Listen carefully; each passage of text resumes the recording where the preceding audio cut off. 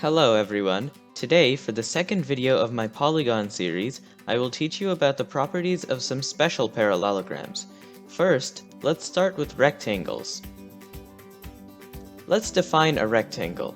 A rectangle is always a parallelogram, but additionally, rectangles have some additional properties.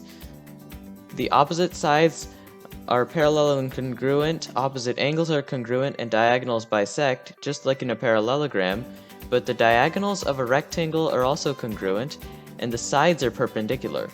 A rectangle's area is the product of the two side lengths, or the length times the width. Now, let's look at how to prove that a parallelogram is a rectangle. If a parallelogram has both diagonals congruent, then it is a rectangle. A parallelogram is also a rectangle if it has at least one right angle between two sides. Alternatively, you can prove that a quadrilateral is a rectangle directly if the two diagonals are congruent and they bisect, or if it has three right angles.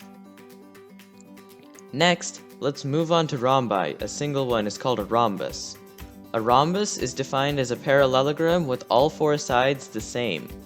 This is the first important property of a rhombus. The second one is that the diagonals bisect the angles. A rhombus is the only type of parallelogram where this happens. Another property is that the diagonals of a rhombus are always perpendicular, no matter the size of the rhombus.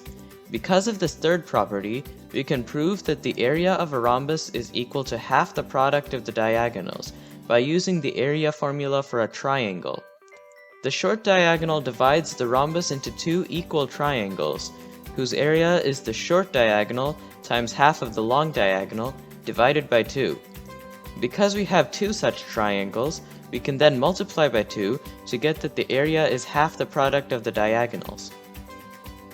Now, let's look at how to prove that a parallelogram is a rhombus.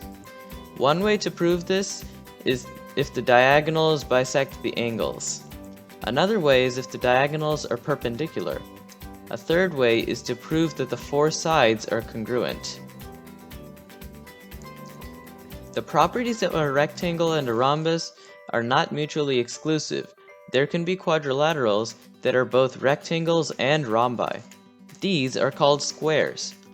A square has all the properties of a rectangle and a rhombus, as well as of a parallelogram. Since all the sides of a square and all its angles are the same, a square is a regular quadrilateral. To prove that a rectangle is a square, you have to prove that it's a rhombus. And to prove that a rhombus is a square, you have to prove that it's a rectangle. The area of a square can be found using the area formulas for either a rectangle or a rhombus, or by squaring the side length. These are all the special parallelograms, and they have properties that make them easier to work with than other parallelograms.